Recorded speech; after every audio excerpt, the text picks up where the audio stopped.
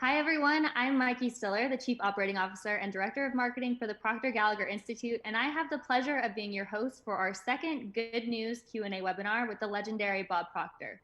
To start today's webinar, Bob is going to talk with us about how you can maintain control of your attitude in the face of obvious difficulties, and then we're going to open up the remainder of the call for questions.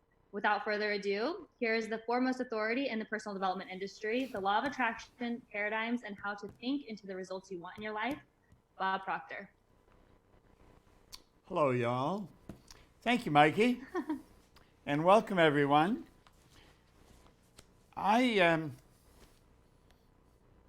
was sitting here the other morning studying. I come in, first of all, I'm in the studio here every morning. And where did you, Scott, move that book? Here. See this? Every morning, I'm on page, what was I at this morning? 326. For 326 consecutive days, at the top of the page, I write down the 10 things I'm grateful for. And then I write a paragraph out with my left hand. No, I'm not left-handed, I'm right-handed. But the idea was change your paradigm. Do something that's very awkward and keep doing it until it becomes very common, very relaxed. Well, I'm going to tell you, after 326 days, I'm still not very relaxed, but I am writing with my left hand. Well, at any rate, I come in here. I usually come in early in the morning, 5:30, 5 o'clock, 4:30, 6 o'clock, and I study. I do my gratitude exercise, and I study. And I'm going to tell you, I'm particularly grateful these days with what we're facing. It's just, well, none of us have ever seen anything like this in our entire lifetime. I was saying this is something that you might read in biblical times or something like that, but it's certainly not something that we're used to running into in today's world. And I was thinking, you know, if I had not picked up this book, if Ray Stanford hadn't given me this book way back in 1961, I would probably be spending all my time watching the news, reading the paper, finding out what the latest number on death, latest number on contracting this disease or contracting, and I would have been right up to date on all this stuff. As it is, I don't ignore it. I recognize that it's there and just how terrible it is, but I don't spend time thinking on that. I spend time thinking on positive, on constructive stuff, and I spend time thinking of how can we do a better job for the clientele we have. I picked up this pen, not this pen, but a pen, back in 1973. I was in Glenview, Illinois. I had just left the Nightingale Conant Corporation, and I decided I was going to build a company to teach this material. And I wrote down that I would build a company that operates all over the world. Well, that was in 1973. I've worked at it every day since then. And I'm happy to say now that we have consultants in 88 different countries in the world. There's 88 countries where the Proctor Gallagher Institute has representatives. So it's something that we're always creating new representatives, new consultants. We train people to teach this and put them in business for themselves. I've had a phenomenal life in this business. It's just been absolutely incredible, helping other people become aware that we have a choice. We actually have a choice.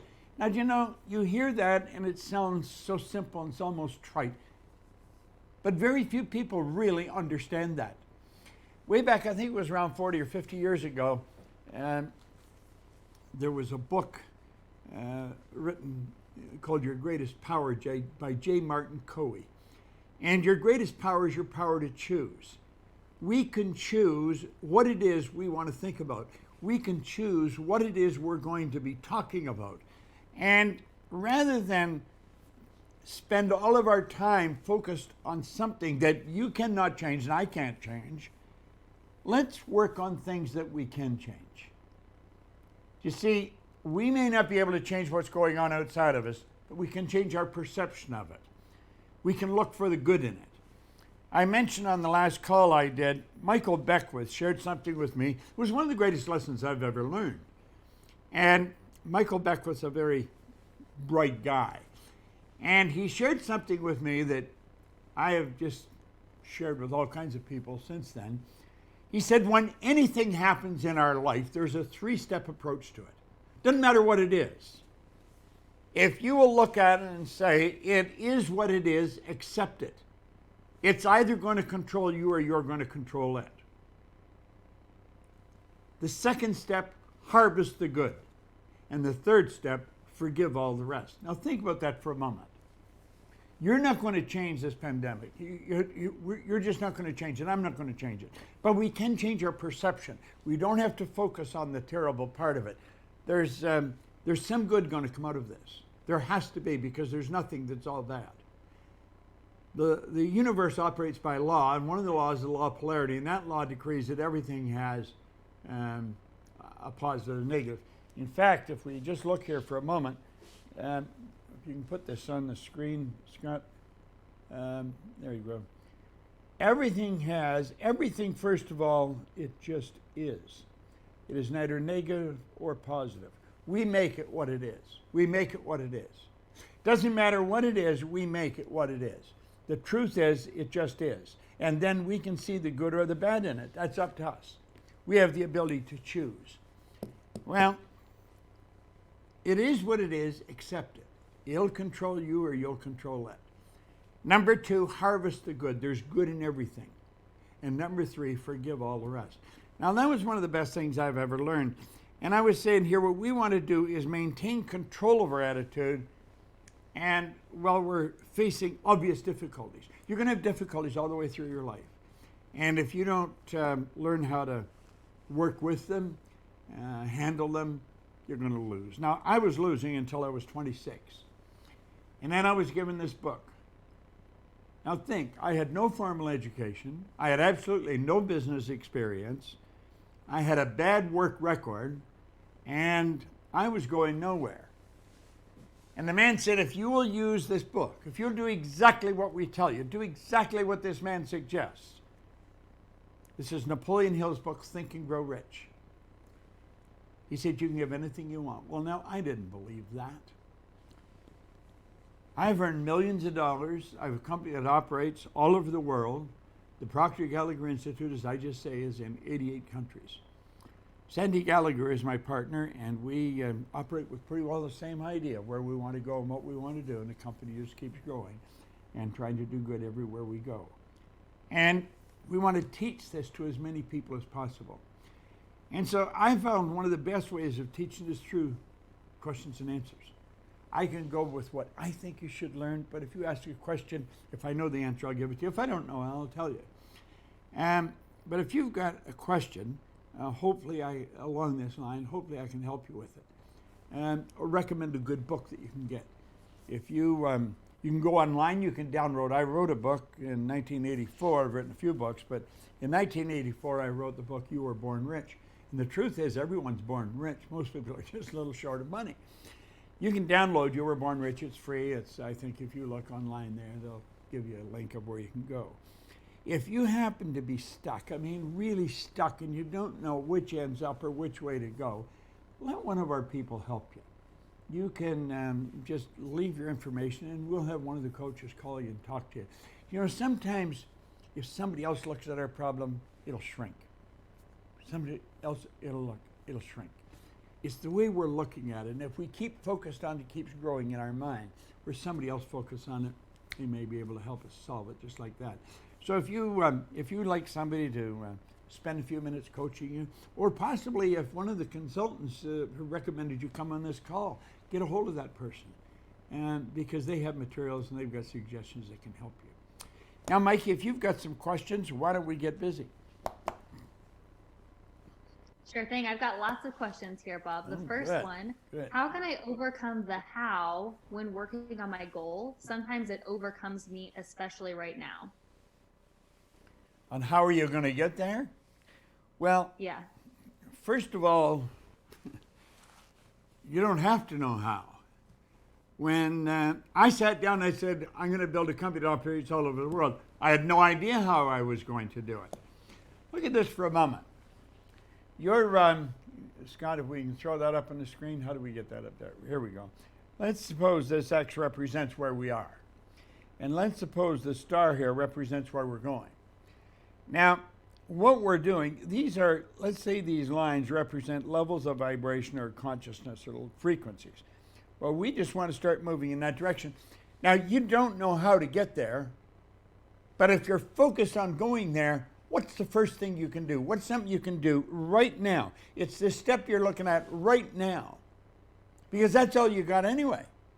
Like, I had the good fortune of working with Sir Edmund Hillary. He was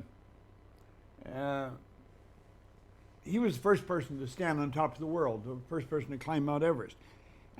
He went there in 1951, and he was a beekeeper from Auckland, New Zealand. He did not know how to get to the top of that mountain, and he didn't get there.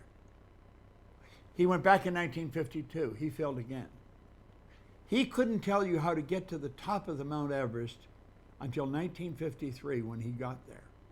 See, he didn't know how to get there until after he got there. You won't know how you're going to get to where you're going until after you get there. So what you have to do is follow your feelings. If you keep your goal in mind, what can you do right now? You're going to have a feeling, I should do this or I should do that. You know what you should be doing. Do it. Do it right now. That's how you're going to get to where you're going. Okay? Next one. This next question, how can someone maintain a positive attitude when he or she is surrounded by toxic people, lives and works in a toxic environment? Well, it's not too easy, but you can do it. If you're, sometimes you're around loved ones who are very negative, could be your spouse.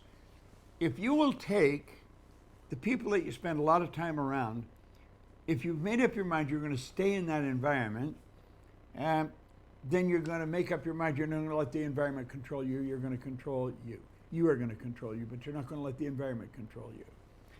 And if it's another person, write down 4 or 5 really good points about that person, something you really admire. They could be the most negative person in the world to you, but there's 4 or 5 points that they've got that are truly, worth looking at. Write those down. Whenever that person starts to bother you, go to one of those 5 points and just focus on that. You've got to train your mind to look at what's good. We talked about here, we go back, Scott, when we talked about about everything, it just is. And it's either negative or positive. Now, you can look at what's right with the person, or you can look at what's wrong. You focus on what's wrong, you're going to end up losing. You see, if we say this is the mind here, this is the body. It's a little drawing we use. This is the conscious mind. The conscious mind has the ability to choose. There's a power flowing into your consciousness. And as this power flows into us, we can take and build out of it any kind of an idea that we want. Any kind of an idea. You build an idea, and then that idea in your mind is either going to be a negative one or a positive one. If you want to look at what's wrong, go ahead. But you're going to lose. I can guarantee if you look, you'll find out what's right. Now that's your conscious mind. This is your emotional mind. This is the part we refer to as the heart. When you plant an idea here, that idea in the subconscious mind controls the vibration at this massive energy that you call your body. It controls the vibration you're in. The body is a molecular structure at a very high speed of vibration. The ideas that you entertain and you impress upon your subconscious mind control your vibration. If they're negative ideas, you move into a negative vibration and you're going to feel bad. If they're positive ideas, you're going to move into a positive vibration, you're going to feel good. The answer to your question, look for the good in any situation and you're going to find it. It's just the way it works. Okay? This next question, how do I keep my faith when I have anxiety in my body? Well, first of all, you want to try and understand what's causing the anxiety. I'll show you, and this is something not a lot of people know. Here, look it. You either have ignorance or knowledge, okay? Now, we'll go back to the drawing again.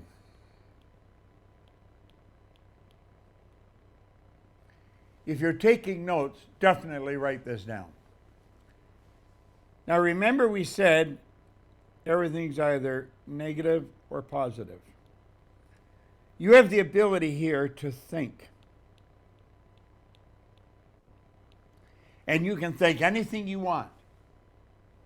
If you're looking at something and has to get done and you don't know how to do it, one of the most common things to do is to doubt your ability or to worry. That is building a negative idea. And if you doubt or worry and you turn that over to what we call the emotional or the subconscious mind, you're going to set up an emotional state called fear. That fear must be expressed through the body. See, there's a power, it flows in, it flows to and through us. Well, as it flows in, if you're worrying or you're full of doubt or worry, that's negative information. You give the negative concept, you get emotionally involved with the worry, it sets up something called fear. Fear expresses itself on a physical level as anxiety. Anxiety is not something we express. Anxiety is something we generally suppress. You suppress it. The suppression of that negative energy turns into depression. The depression turns into what we call dis-ease. The dis-ease ultimately turns into disintegration. The body just starts breaking down. Now, that's down one side. The ignorance can be removed. You go over on this side, knowledge. What is the opposite of doubt and worry? The opposite of doubt and worry is understanding. What do we want to understand? We want to understand that everything has a positive and a negative. Let's understand that if we're doubting ourselves and worrying, we're going to attract what we don't want. We want to understand what's going on. The only way to develop understanding is through study. There's no other way of developing it. Understanding comes through study, and that is what we're doing right now. This is a form of study. Anybody that's involved in our programs really understands what I'm talking about, and they take control of their life. They take control of their income, their relationships, their health. The understanding leads to something we call faith. Faith is the polar opposite to fear. Now here's the crazy part. Both faith and fear demand that you believe in something you cannot see. You see, when you understand, you're going to look for the good and you're going to get involved, and it's faith. Faith expresses itself as well-being, not anxiety. The well-being is not suppressed, it's expressed. Doesn't go to depression, it goes to acceleration. Why? Because you're in a creative vibration. And that is because you're at ease. Okay? So think about that for a little while. It should keep your mind busy. Okay?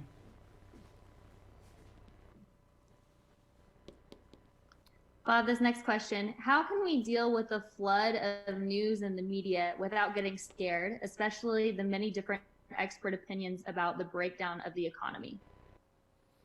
Well, first of all, I quit thinking about it and quit studying it. That's what you're doing, studying it. You don't have to study it. I have not read the newspaper today. I don't intend to. I have not turned on CNN. I honestly believe, I learned this a long time ago, if there's anything that you should know, you will overhear it in conversation. Get busy, get into a good book.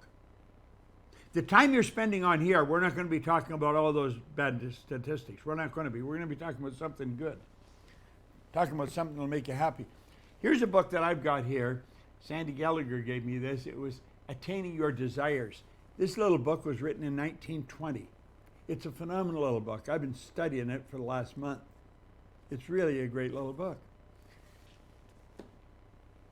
You overcome that tidal wave of information by studying the polar opposite. Get into some good information. Get a good book on poetry. Start reading Think and Grow Rich by Napoleon Hill. It's such a good book. You know, get involved in one of our programs. We have people in coaching programs from all over the world, and we're showing them how to get the best out of themselves, how to keep moving in the right direction, how to set and achieve goals. Anybody who wants information on any of this, just leave your information. We'll send you information on it. Or if you're stuck, talk to one of the coaches for a half hour. It's not going to cost you a cent. We'll give you the coaching lesson. And sit down with one of these people. Have them explain how this all works on a one-on-one basis with you. Take your own particular situation and let us talk to you about it. You'll find that you can take control of it. You see, one person with God is a majority. You're God's highest form of creation. There's nothing on this planet that will equal you. Do you know that the wisest among us cannot even guess at what you and I are capable of doing? When I take a look at what I've done with my lifetime to this point, and then I go back to where I started, it's absolutely amazing what I've accomplished from where I came. But you know something? It's nothing compared to what I could do. So you always want to set the goals higher and keep going for them. And understand you've got just phenomenal potential within you. No one can guess at what you're capable of doing. Start studying that. Quit studying the broadcasts, the newspapers. Okay? Bob, this next question, is there a way to make certain you have a paradigm shift during this time? Well, yeah, there's a way to make certain you have a paradigm shift. What you want to do is understand what your paradigm is. Come back to the drawing here for a moment.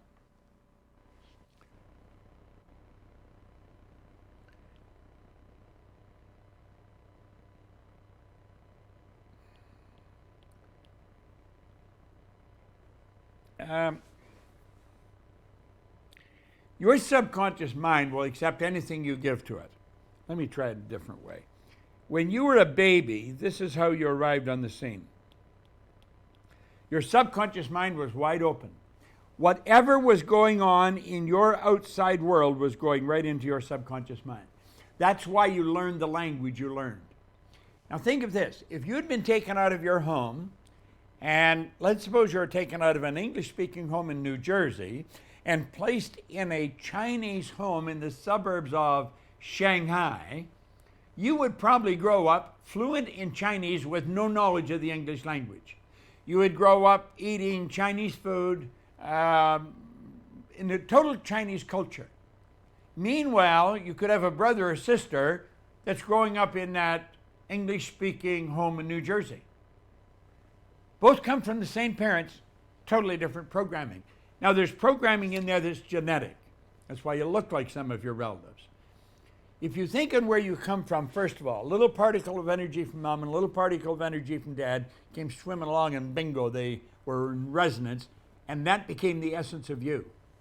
Well, that little particle of energy kept attracting energy for the next 280 days. Now, you have to ask, where did the little particle from mom come from, and where did the little particle from dad come from? It came from her mother and dad, his mother and dad. Where did it come from them? From their parents. So there's a genetic conditioning that passes down from over generations.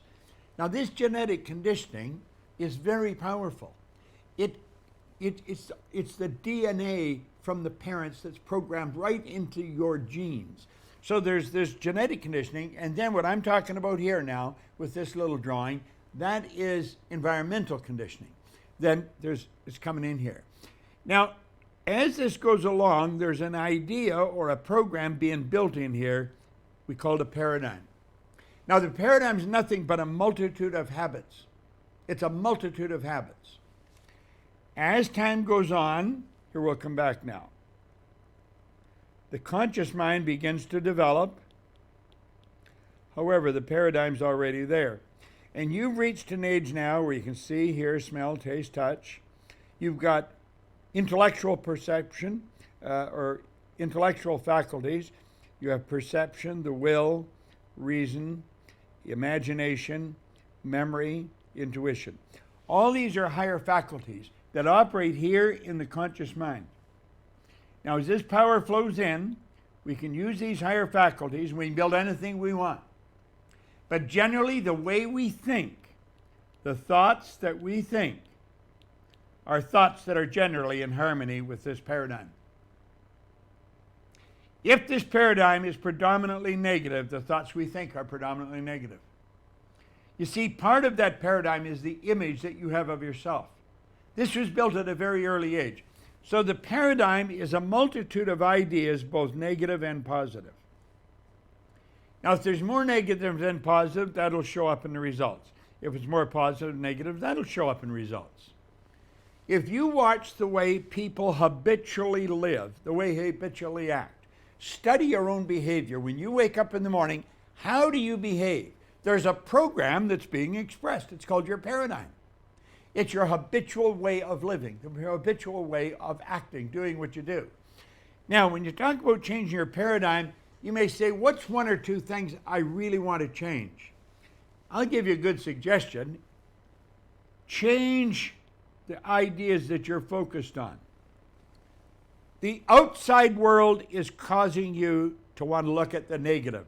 They're saying, look at this. And they broadcast it. The news is on it constantly. The papers, doesn't matter where it is. You could say, I am not going to listen to that. I'm going to form the habit. I will form the habit. I will get in the habit over the next, 3, 4, 5, 6 months of just focusing on this. I'm going to form the habit of looking for what's good in the midst of all this that's going on around us. Now, if you do that, what you're doing is you're changing your paradigm. Well, I'm writing with my left hand every day with this. That's changing my paradigm. Your paradigm is, what did I do here? Scott, where did he go? Here we are. Your paradigm is the idea, the programming in the subconscious. It's expressed in habitual behavior. If you stand back and watch what people do, you'll see how they're programmed, because they do essentially the same thing. Listen to how they talk. They talk essentially the same way. Watch what they do. Study the results people get. If people are having problems with money, if that's a problem that they keep having, a result, that's their paradigm. They will continue to have problems with money until they decide to change it. Now think of that for a moment. You'll continually have problems with money until you change your paradigm on it. If you have problems in relationships, you'll continue to have problems in relationship until you change the paradigm.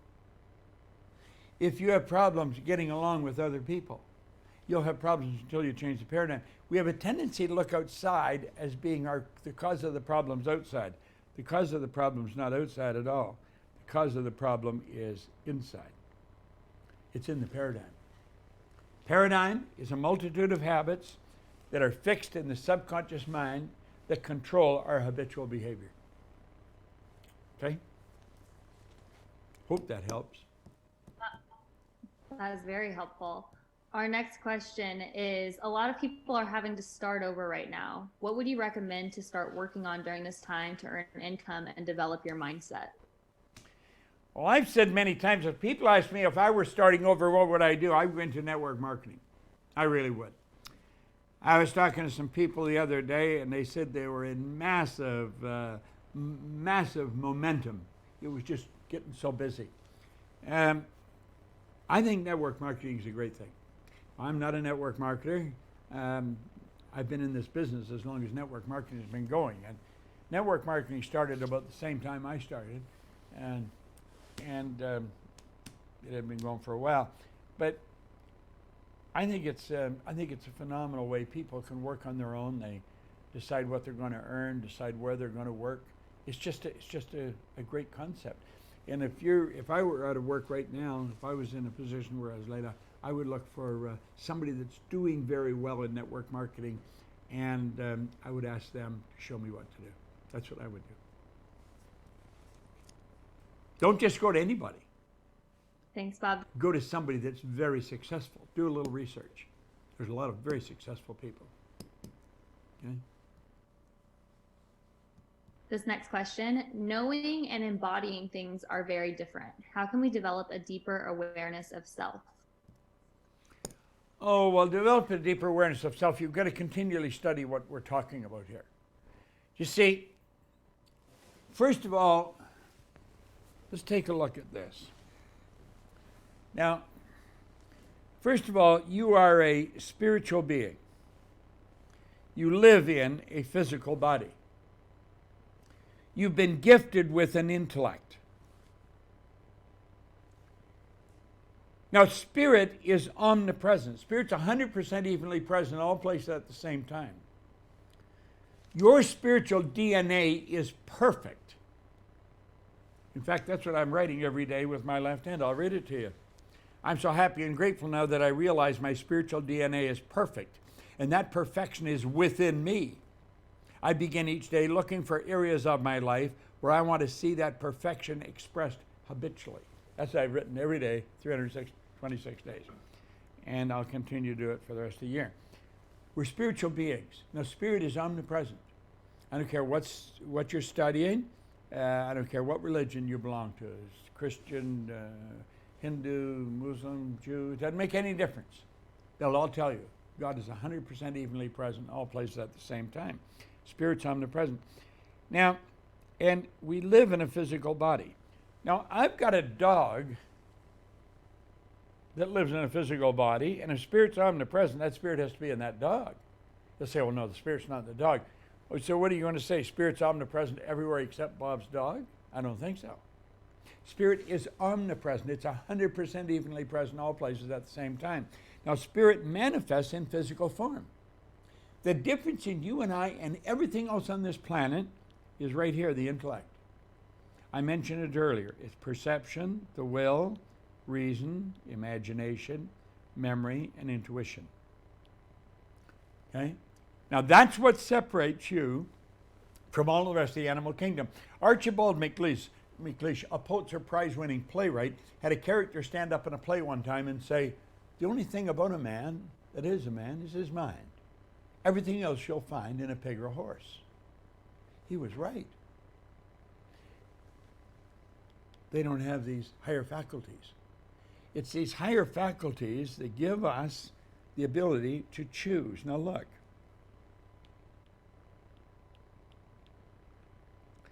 You can see, hear, smell, taste, and touch.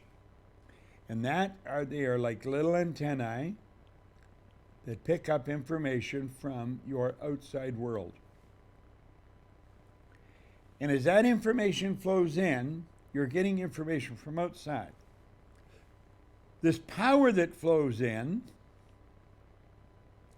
you can turn into anything you want. You've got the ability to choose. That's where reason comes in. You can take with reason and you can choose anything. Do you know what we let stop us? Logic. We let logic stop and say, well, yeah, that's all logical. It's like, anything heavier than air is attracted towards the center of the earth. You see, if I let this pen go, you know it's going to fall.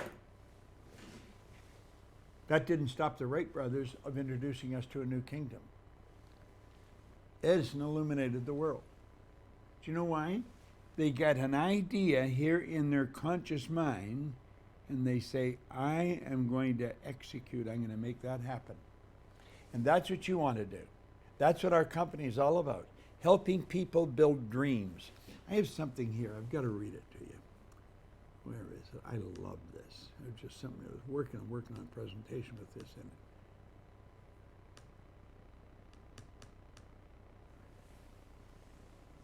This was written by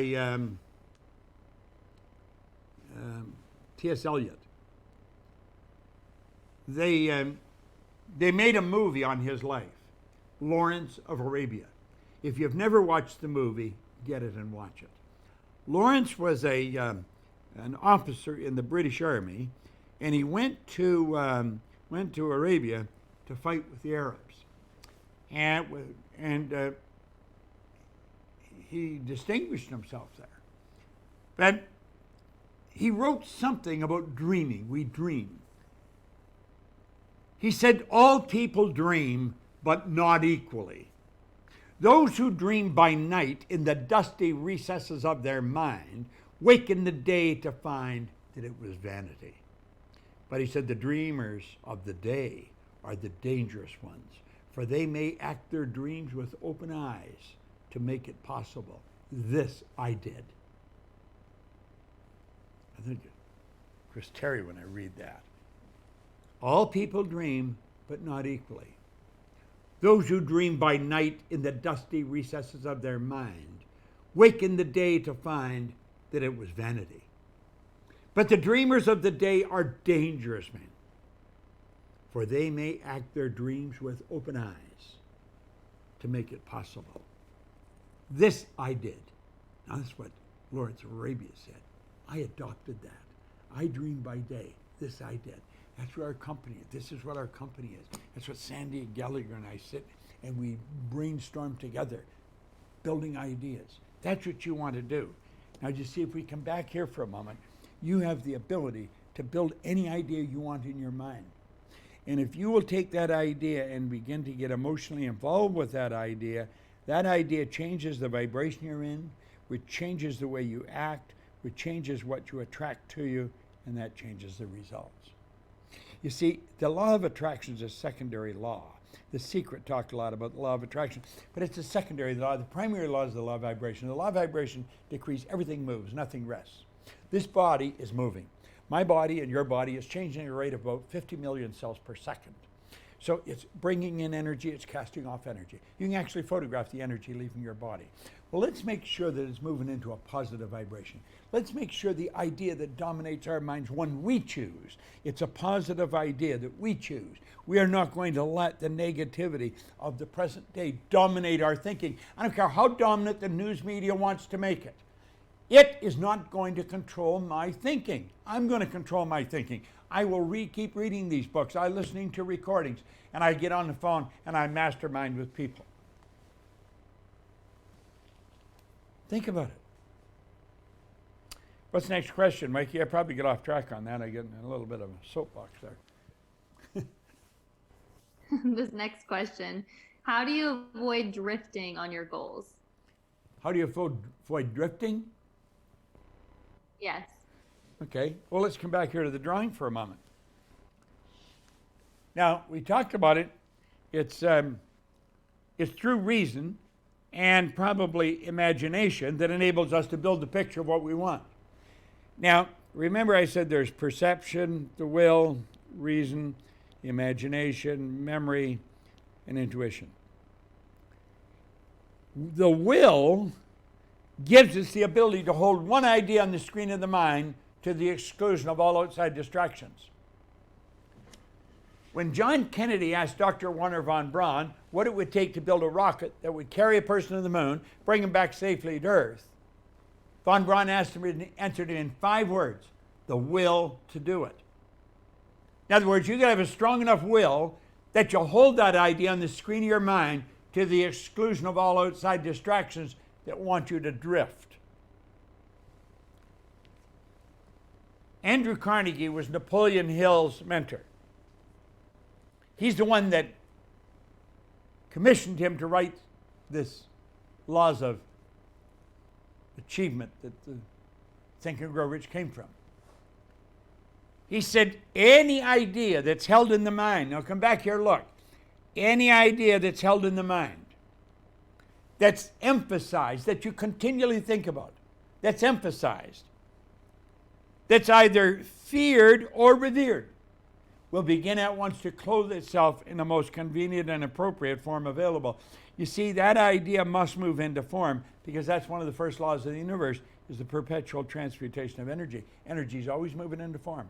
That's a law of the universe, the perpetual transmutation of energy. Go look outside on a nice clear day.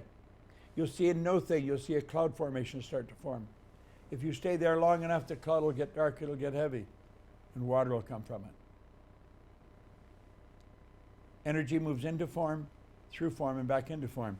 Energy is moving into form in your body. Energy is coming in, it's casting off cells, it's recreating new cells. There's a continual evolution of change taking place.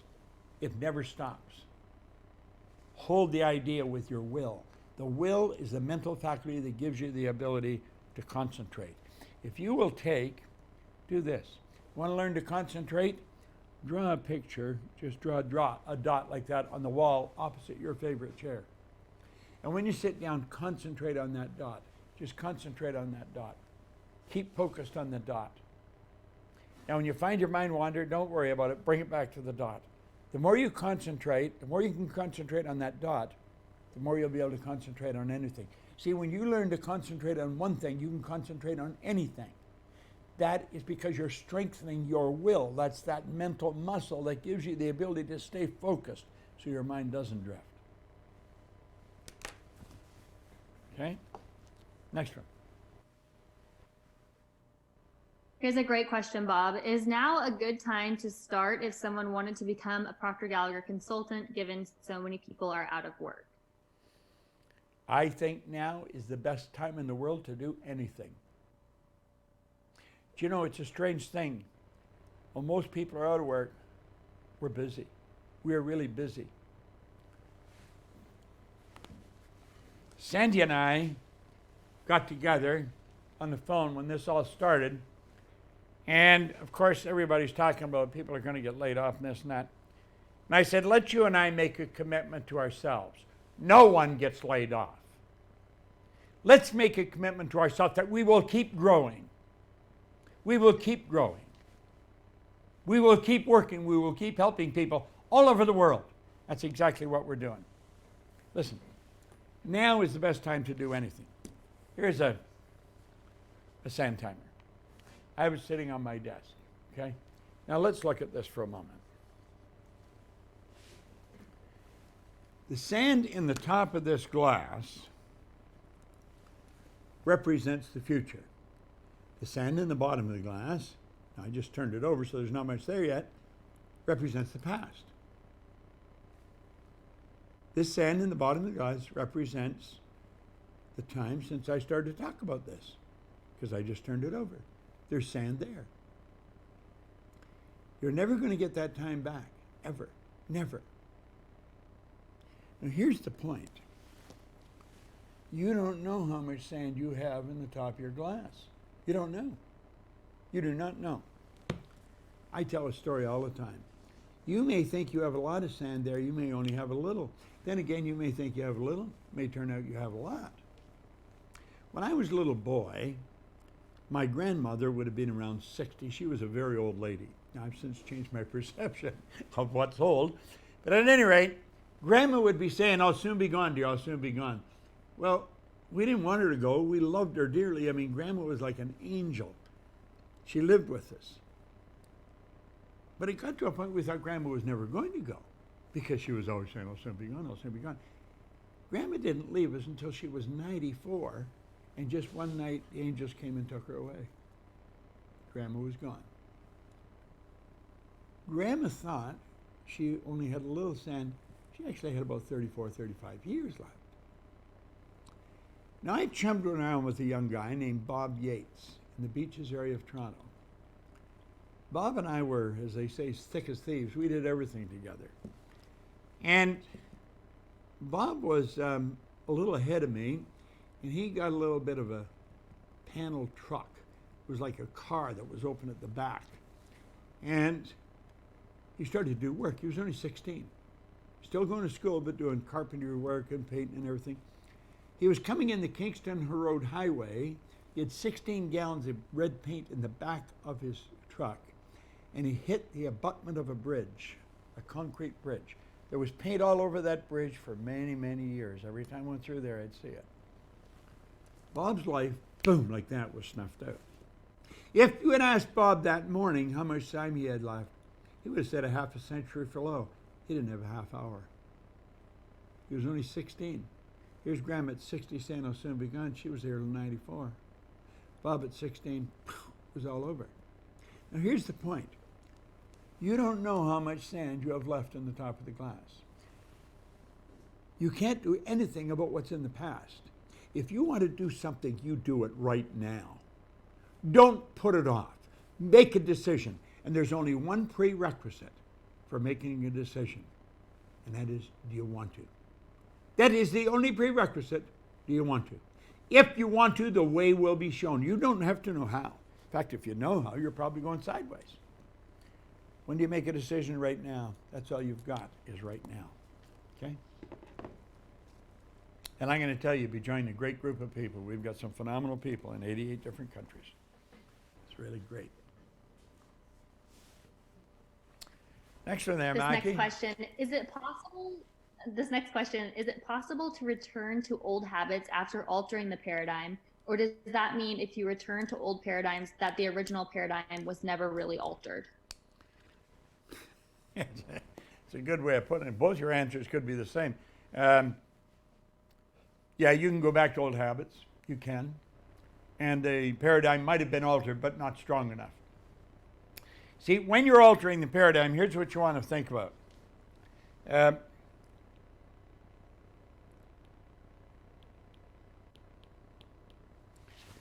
The paradigm is a multitude of ideas. So what we're going to do, we're going to take a negative one. There's both positive and negative. We're going to take a negative one, and we're going to replace it with a positive one. So we make a conscious decision, I'm going to start to do this, a positive idea. Now to do that, we have to impress that idea upon our emotional mind. You may not get it fixed in there. You keep impressing it over and over and over again, and you'll keep doing it. But if something draws you away from it before it gets fixed in there, it's like a little tree. When you plant a tree in the ground, it grows up as just a little twig.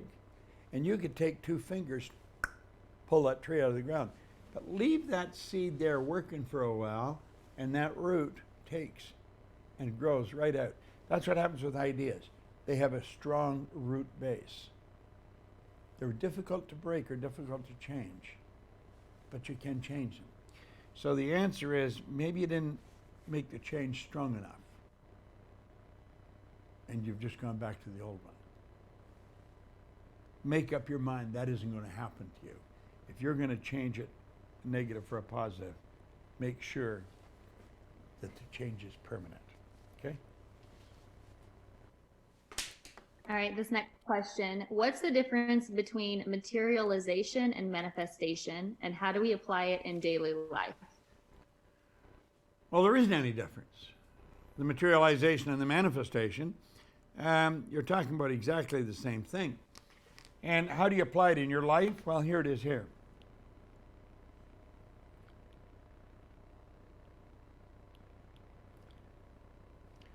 We take a look at our results. We say, this is our results. This is the result I'm getting.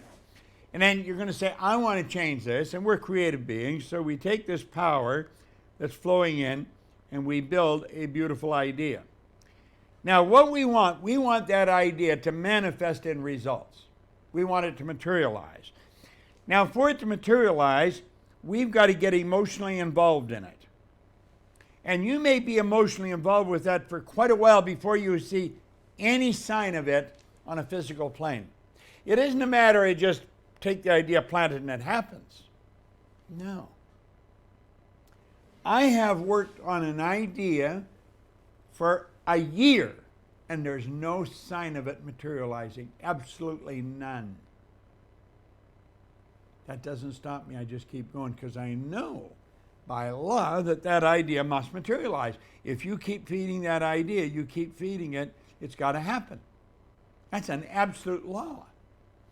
But materialization or the manifestation, you're talking about the same thing. It's exactly the same thing. See, the law that we're talking about is the law of perpetual transmutation of energy. You build an idea, that idea must move into physical form. It goes from the etheric state to the astral state, which is the cloud formation of the idea, to the physical state, to the thing. It moves into form. I should take that out of there. Hold on.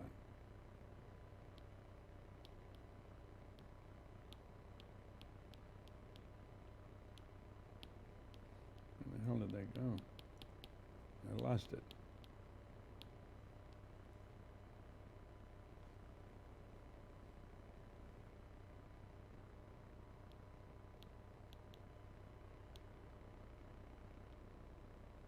got it.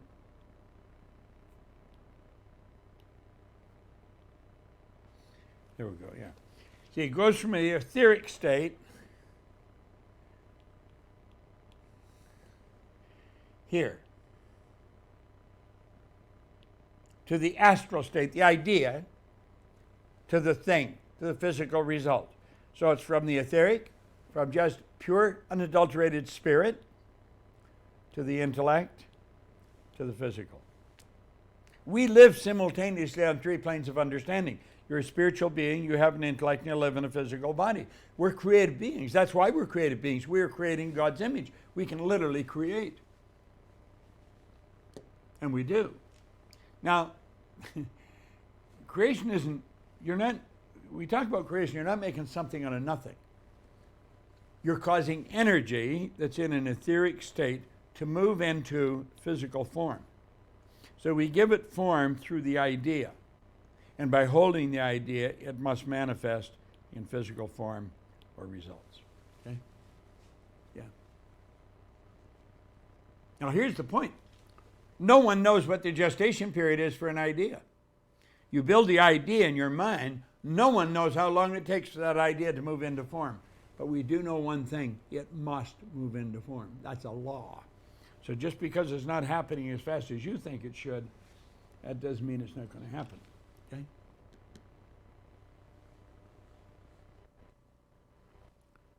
This next question, do you have an exercise for the times when you're uninspired and have no idea what you want in life? I got an excellent exercise for that. I make sure I don't get like that through the day because every morning I sit and I write 10 things I'm grateful for.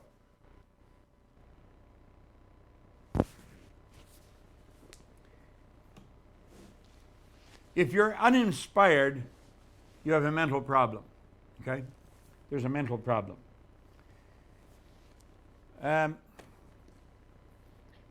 Wallace D. Wattles wrote in a little book, The Science of Getting Rich. Let me get that for a moment.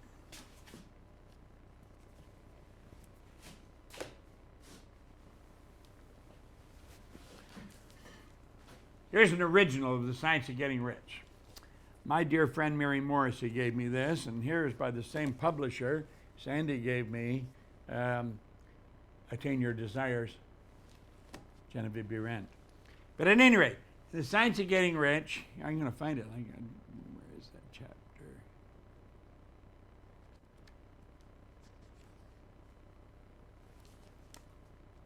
I got it memorized. I'm going to share it with you. At 6, 7.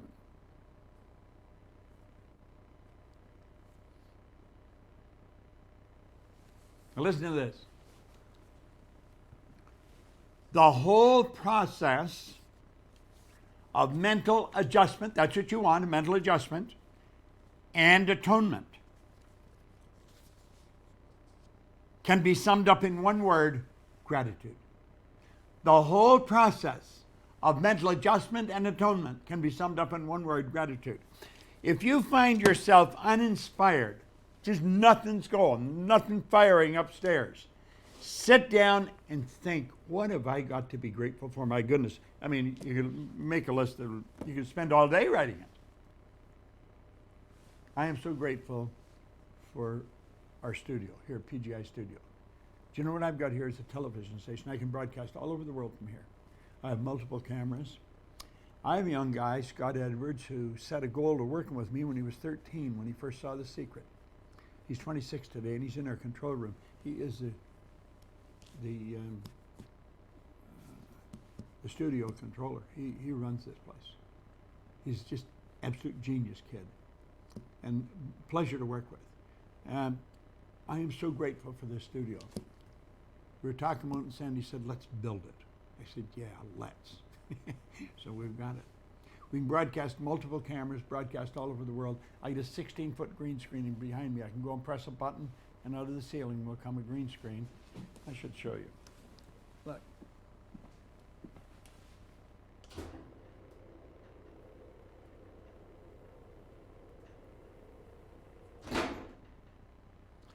"16 feet.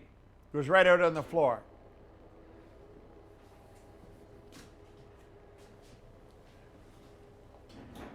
That means I could put me on the Riviera, take me anywhere in the world, and we can broadcast all over the world from here. I am so grateful for this studio.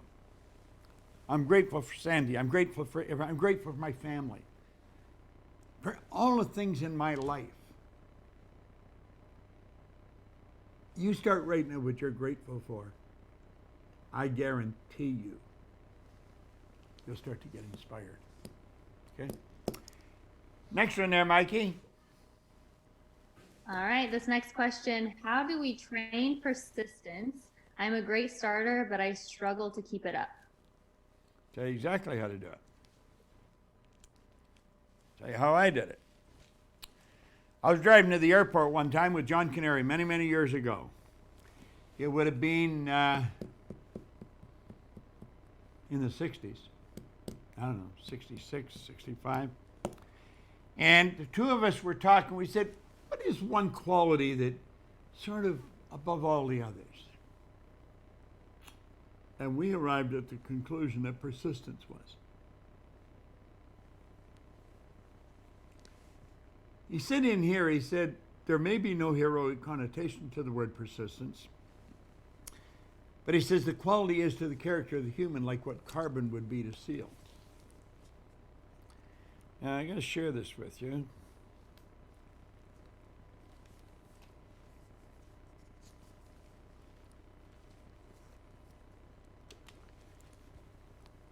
He said there is no substitute for persistence. It cannot be supplanted by any other quality. Remember this in the beginning, and it will hearten you when the beginning may seem difficult and slow. Those who cultivate the habit of persistence, seem to enjoy insurance against failure. No matter how many times they are defeated, they finally arrive upward toward the top of the ladder. Sometimes it appears that there's a hidden guide whose duty is to test people through all sorts of discouraging experiences. Those who pick themselves up after defeat and keep on trying arrive, and the world cries, "Bravo, I knew you could do it." The hidden guide lets no one enjoy great achievement without passing the persistent test. Those who can't take it simply don't make the grade. Those who can take it are bountifully rewarded for their persistence. They receive as their compensation whatever goal they are pursuing. Now listen to this for a moment. He's obviously writing this book from New York. He says, these lines are being written. I look up my work and I see before me, less than a block away, the great mysterious Broadway, the graveyard of dead hopes, and the front porch of opportunity. From all over the world, people come to Broadway, seeking fame, fortune, power, love, whatever it is that the human being calls success. Once in a great while, someone steps out from a long procession of seekers, and the world cries, "Bravo, I knew you could do it." Okay. But Broadway is not easily or quickly conquered. She acknowledges talent, recognizes genius, and pays off in money only after a person has refused to quit. Then we know this person has discovered the secret of how to conquer Broadway. The secret is always inseparably attached to one word: persistence. Well, of course, I'd read that a few times, and we decided that that was the quality we needed more than anything else. Now, that was in the 60s. I'm still going strong. I'll be 86 in a couple of months. I have no intentions of slowing down. We agreed that we would read that every day for 30 days, once a year. I've been doing that now for 30-some years. That's how you become persistent. Get the chapter on persistence from Think and Grow Rich. Read it every day. I believe we've got a little book with this in it, with all the different examples. Sandy made up one. I will have it put on our site somewhere. It's a little book. Remember, it's a little brown book like that. Do you know what I'm talking about, Mikey? I sure do. And we have the link. We'll add it to the description of this call right when we are done Good today. girl. God, you're on top of it. Man, you're quick. Thank you. This next question, how can we use our perspective to reframe what's happening right now, even if we're in the middle of a really difficult time? Well, understand this. There's a law of rhythm. The law of rhythm decrees that the night follows day. When the tide goes out, the tide comes back in. That winter never follows winter. There will be bad times and there will be good times. If it's just a little bad, it'll only be a little good. If it's only a short way up onto this desk, it's only a short way down onto the floor. You can't have something that's real bad without having something that's real good. Start to know there's something really good coming. There's something really good in this if you want to look for it and find it. Don't make the error of measuring everything from a physical perspective. Don't think death is bad. Death is the same as birth. It's your perception of it that's good or bad. You can change your perception. That is one of the beautiful truths. You see, I think we have it here. Where did we put it? Here we are. Yeah. Bring that back up, Scott. There. You see, I had perception as a higher faculty. Now, you can put something, if I have a challenge, thanks, Scott, I would write the challenge out on a piece of paper, and I'll put it on a desk, and I'll sit and I'll look at it. And I'll keep looking at it. And then I may look at it and say, how would Earl Nightingale look at that? How would Napoleon Hill look at that? And then I may go sit another place at the table and say, how would Edison look at that? You see, if you try and look at it from another person's point of view, your perception will begin to shift. And start to realize that if you keep studying history and studying the laws, you're going to realize that even while we're talking about it, it's changing. It never stops changing. And I can assure you, there's very good times coming. Very good times. I know why I know that, because there's very bad times here. You can't have a long way up and a short way down. The law, it's equal and opposite. If it's 25 feet from that wall to that wall, it has to be 25 feet from that wall to that wall. They're equal and opposite. Okay? Next one there, Mikey. This next question, how can I overcome the thought that my life's path is set? It's not going to change now, so why wish that things were different? Oh my goodness. That's a very bad old-fashioned idea.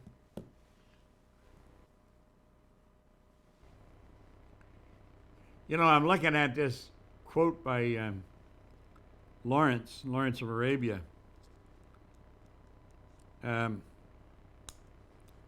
Omar Sharif is in it, and Peter O'Toole. And Omar Sharif said to Lawrence, Allah has written. And Lawrence said, then I won't do it. Then I'll change it. See, he didn't buy the idea that because Allah has written or God said. You have a choice. You choose everything in your life. I chose to focus on what was wrong in my life. I chose to focus on what I didn't like about school. I was a terrible student. I was a loser. I was going in the wrong direction in pickup speed until I was 26 years old. I did nothing of any consequence. I started to read this, and I did exactly what the man, Ray Stanford, told me to do. I followed his direction. Everything changed.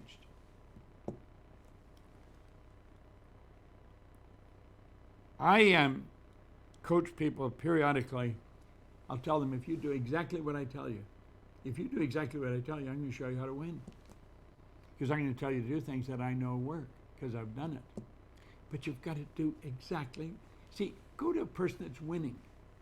Find out what they're doing, and then do exactly what they're telling you. Your life is like a blank sheet. What's happened in the past got no bearing on where you're going. It's such a beautiful thought. Get rid of the idea that it's written. It isn't written. You're a creative being. You have the ability to create whatever you want with your life. Whatever you want. Don't miss that. If that's the only thing you got out of this call. Get on a, listen, if you've got a bit of time, leave your name and get on with one of our coaches and just talk to them for a few minutes so that they can talk one-on-one with you, with your particular situation, where we'll bring up some personal stuff and focus. Don't pass it up. I watch people change, my goodness. Chris Guerrero is a guy who keeps coming to my mind. He may be on a call, I don't know. Chris was a guy, gosh, it has to be 25 years ago. Chris wrote me a letter one day.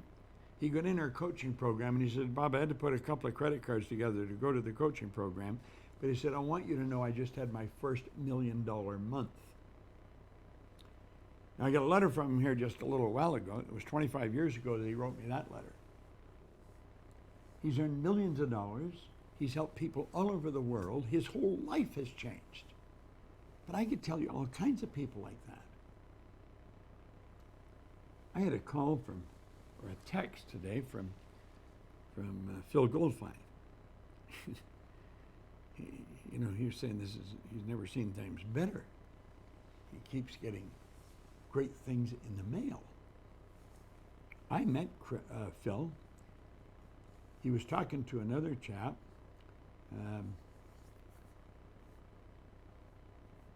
Named Morrissey. And Phil was reading my book, You Were Born Rich. And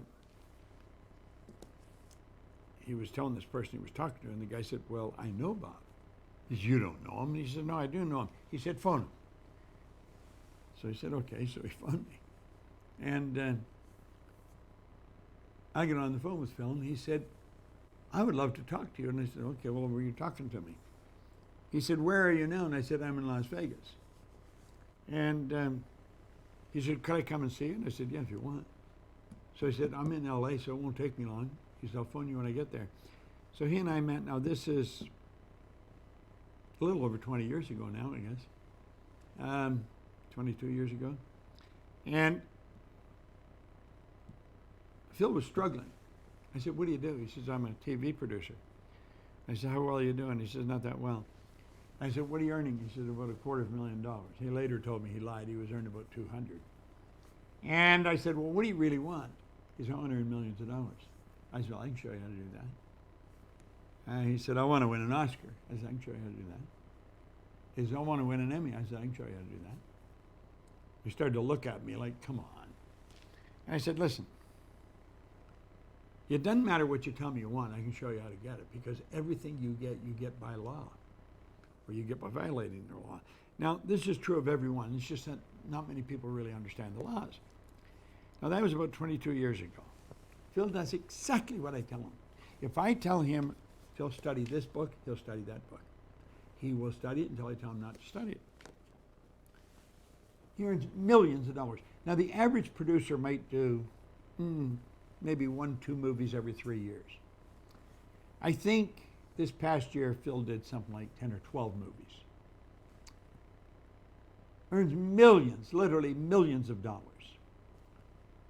He won an Oscar. In fact, I had him stand up in a seminar and give an acceptance speech for winning the Oscar. When he hadn't won it, he had only been nominated. And about 2 weeks later, he won it. He won an Emmy. Now, I think there's only about 3,074 people that have won an Oscar in the years that it has been going. But there's only been 26 people that won an Oscar, an Emmy, and a Tony. You win the Oscar for the movie, the Emmy for TV, Tony for Broadway. Phil told me about a year ago, and he said, Bob, he said, how'd you like to meet me in New York? I'm producing Tootsie. It's opening night. I said, God, I love it. So I jumped the plane, went down to New York, and we went and saw Tootsie together. And he won a Tony. So he's number 27, Oscar, Emmy, Tony, millions of dollars.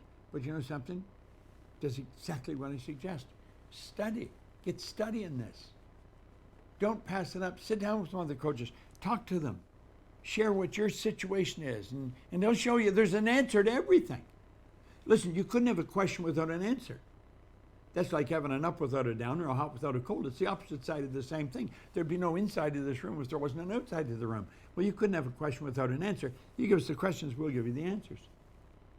Because they're all here by law. What else you got there, Mikey? I want to suggest if you're listening to this, share it with other people. Share it. It's all recorded. Share it. If you know, send it to your friends. Tell them to listen to it. We need to share more good information. I mean, the media is doing a phenomenal job of sharing the bad information. Let you and I, every one of us, let's make up our mind we're going to share this with a whole list of people, our whole mailing list. Go ahead, Mikey. I love that. This next question, how can I find out what I'm really good at and what my purpose is? Well, I'm going to help you. Your purpose is what you're really good at. So you just have to find one and you've got the other. I watched a woman on television, very good looking lady. She had been a dancer in a chorus in Vegas, but she said she knew she wasn't good enough to be a star. So she decided that she would quit. She loved baking pastry. She went to France, got a job helping great pastry chefs. When I watched her being interviewed, she was one of the world's greatest pastry chefs. She sat down and asked herself, what do I really love doing? That's what she loved doing.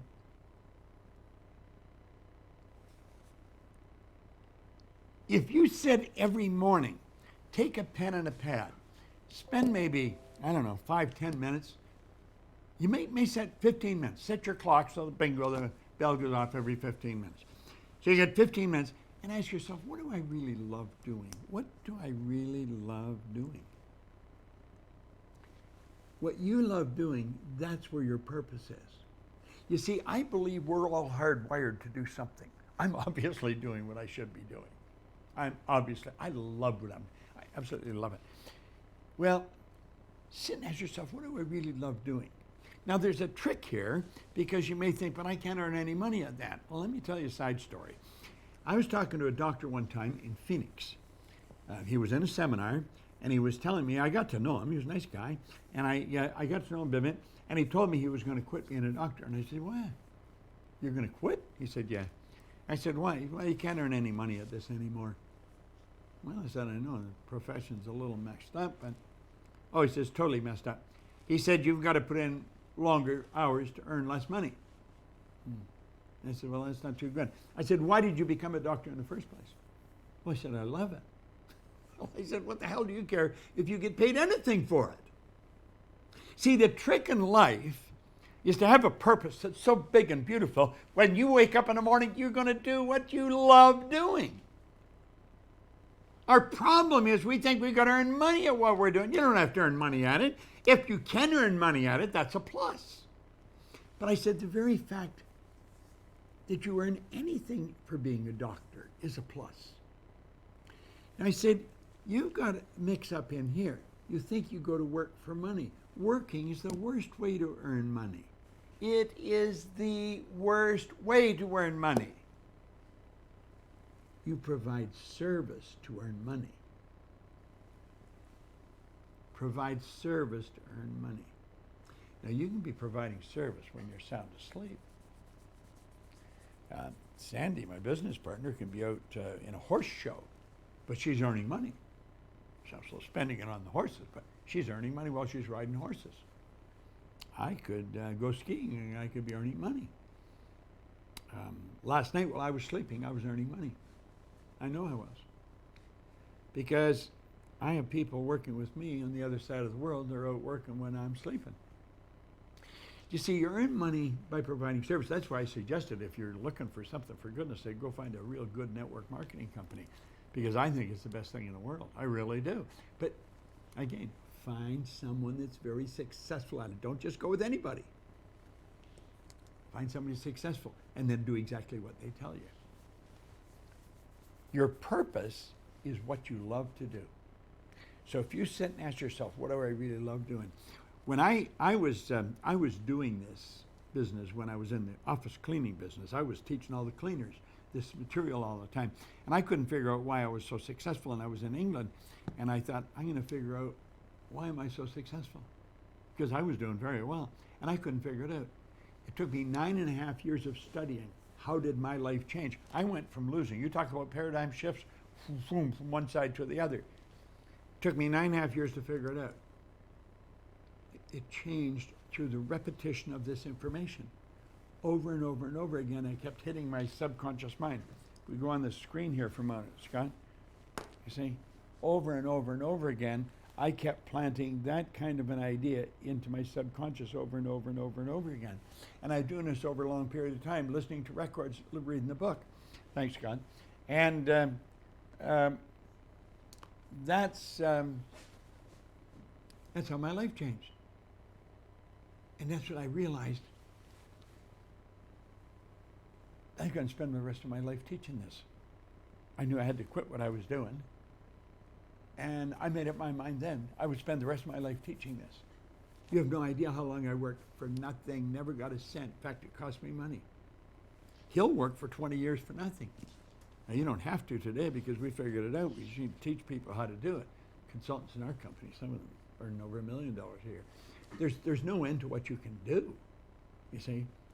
I spend all my time doing what I love. When I wake up in the morning, I come out to my studio and I start doing what I love doing. What could you ask for? What better a life is there than that? Now, there's something I want to caution you. Linda, my wife, used to get blotches from money problems. And I never got blotches. I mean, if there was a money problem, it didn't bother me. I had learned how to teach this, but I never learned how to run a business. And I went on for years like this and struggle. And about 15 years ago, I had a little lawyer, a lady, come to our seminar, and one thing led to another. She owns half this company, Sandy Gallagher. First thing on my gratitude list, Sandy's financial genius. That's always first thing. Change our company. Changed everybody in the company. Changed everybody that we reach outside the company. She's a genius with money. I'm a genius at earning it. She's a genius in knowing how to handle it. I don't know how to handle it. I couldn't care. I think that's got to be one of the most boring things in the world to do, is look after money. Earning it, it's creative. It's fun. I love it. Look after it, she loves it. Loves it. I'm quite sure she goes to sleep at night counting money. She loves it, but she's really good at it too. Okay. Next one there, Mikey. We've still got a few minutes. All right, this next question. My husband and I have successfully manifested $224 million using Bob's techniques. What I want to know is there a limit to what we could and should do? No. No, there's no limit to what you could and should do.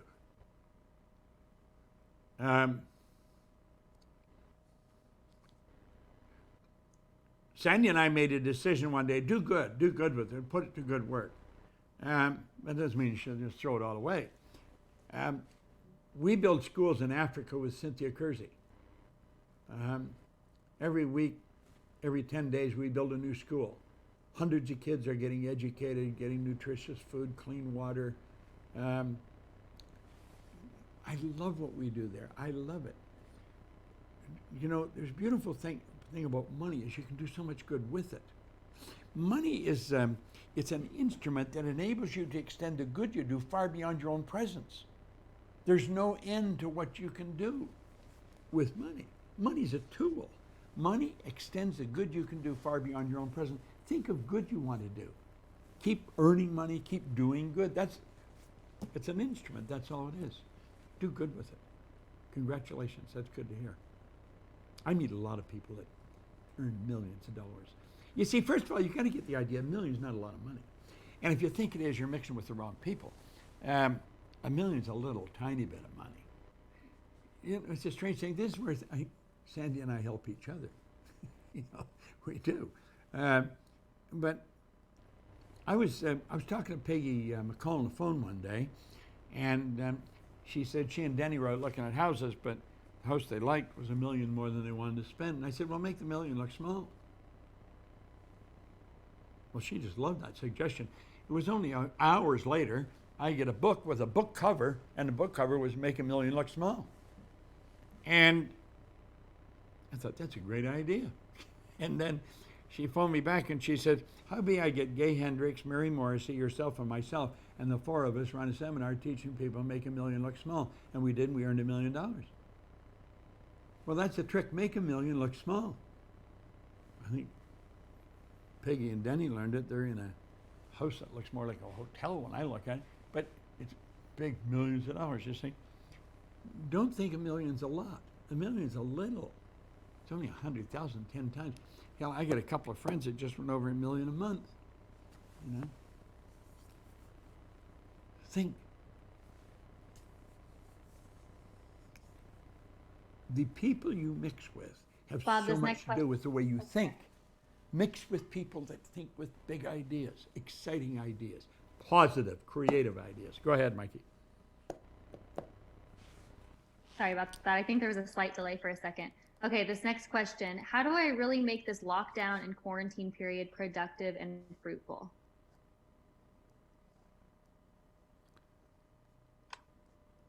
Well, I don't know how you do it. I only know how I'm doing it. I'm here in the studio reading and studying and thinking, how can I reach more people all the time?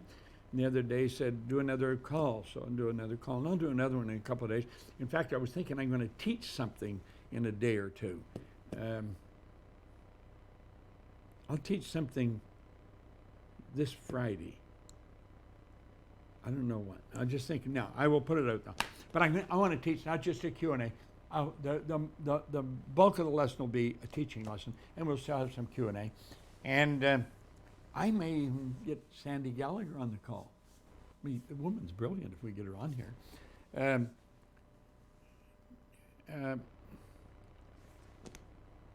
What was your question, Mike? I missed it. How to stay productive and fruitful during this time of quarantine? Well, listen, stop and ask yourself what your goal is. And then think, how can I best utilize this time? And don't look for what's wrong. Think of what's right. Let me share something with you. Gosh, I had a letter from a dear friend of mine, Terry Elliott. She is a doctor, a damn good one too. Where is it?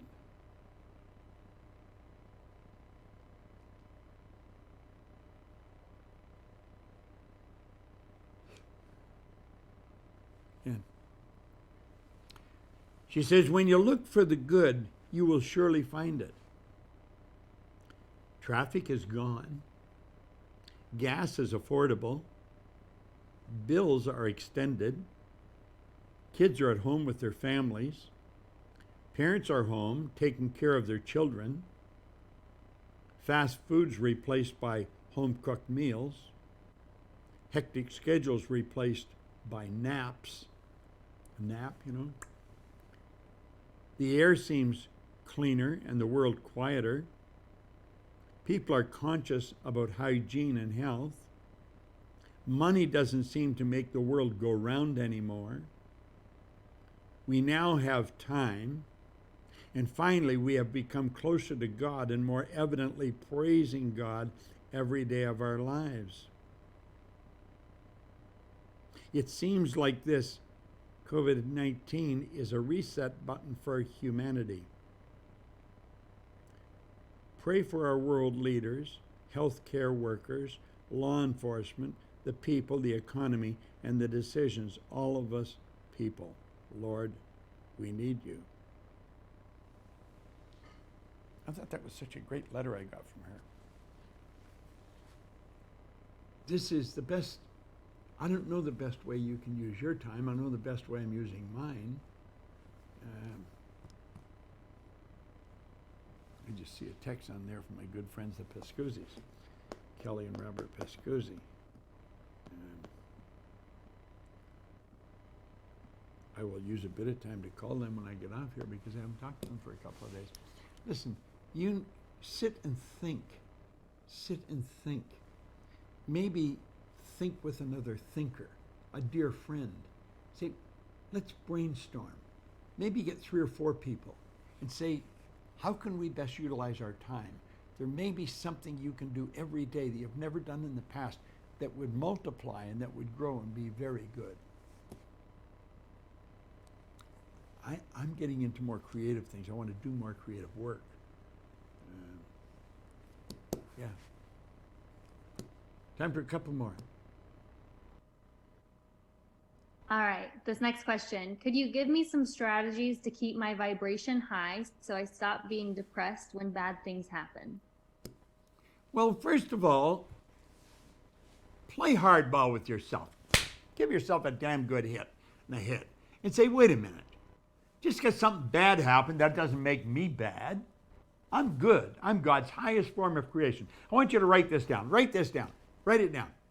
I am so happy and grateful. Write it down.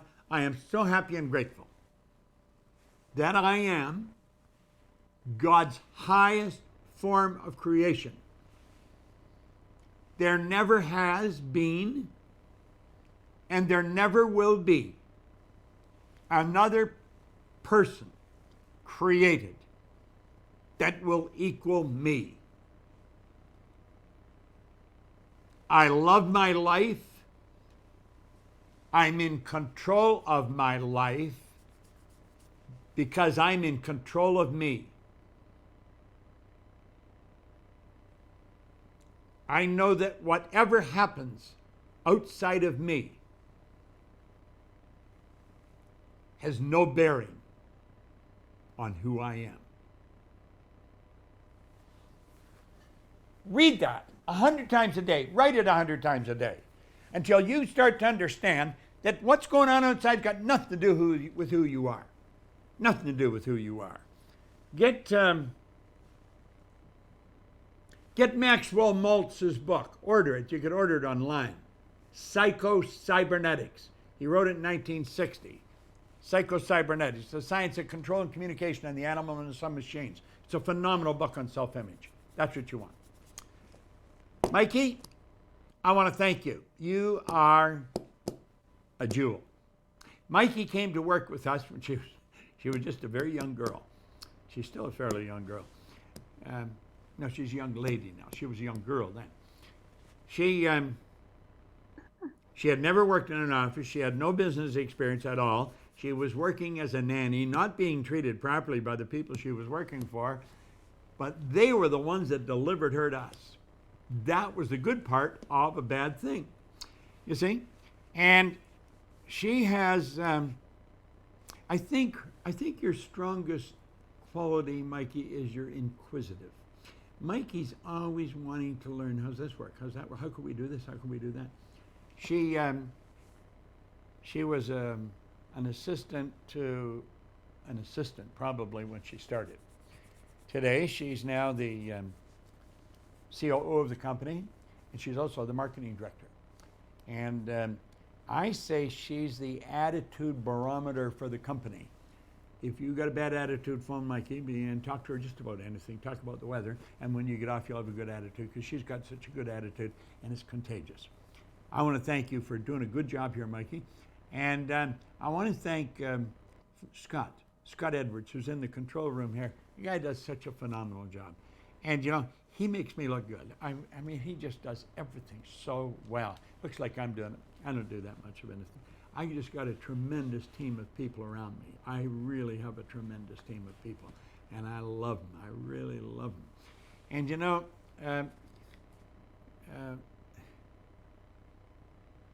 this is the greatest time that we've ever lived.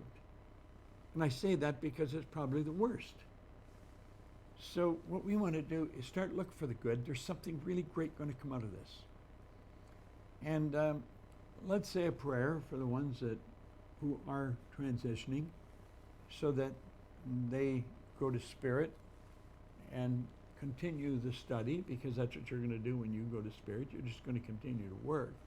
You're not that physical body, you only live in it. And so when we go back to spirit, we continue to work the same as we're working here.